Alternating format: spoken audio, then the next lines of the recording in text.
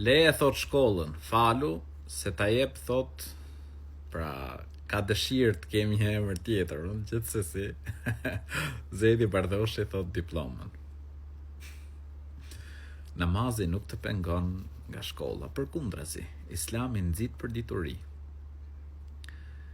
Fjala e parë që i ka shpall i madhi Zot profetit alayhis salam është lexo, iqra, lexo. Islami nxit që njeriu të shkollohet, të studioj, të aftësohet, të angazhohet, kiti dobishëm për veten, për familjen, për shoqërinë. Nëse do të lexosh historinë islame, do të shikosh që xhamit deri vonë kanë qenë vatra ku në to mësoheshin dituri të ndryshme. Mësohej feja, por mësoheshin edhe dituri të tjera. Por është me nevojë që ne të lexojmë.